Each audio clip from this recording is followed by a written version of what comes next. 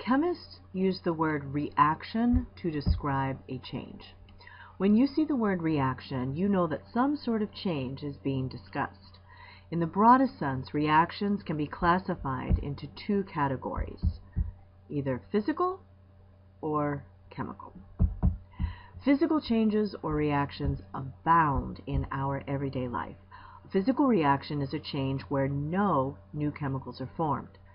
Pause the video for about 15 seconds and see how many physical changes or reactions you can come up with.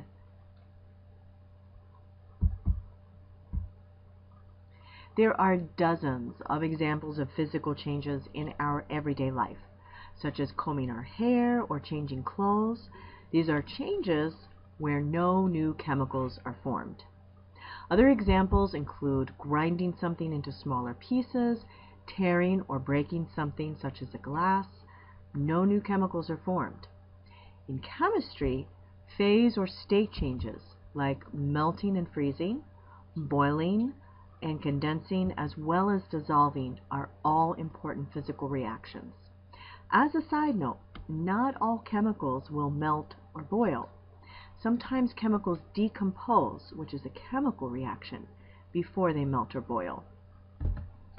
It is useful to look at chemical equations to describe phase changes, which again are important physical reactions in chemistry.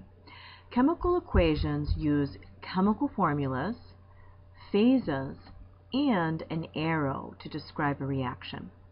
If we look at the chemical reaction which represents the melting of ice, we see H2O, which is the chemical formula for water, and in parentheses the letter S, which stands for solid.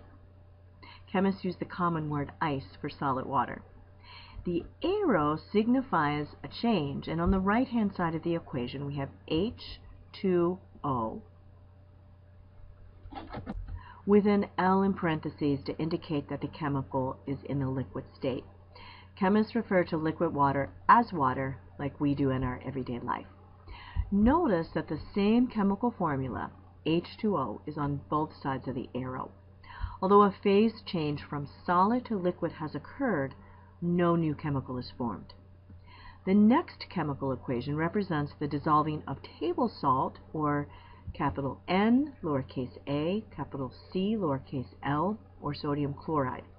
At room temperature, sodium chloride is a solid, but when it is added to water, it dissolves. Notice that the chemical formula is the same on both sides of the arrow, NaCl, but the phase on each side is different.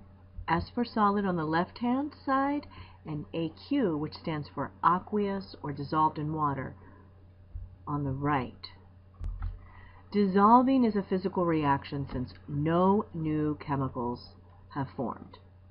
There are some video clips in Canvas of sugar dissolving in water as well as ice melting.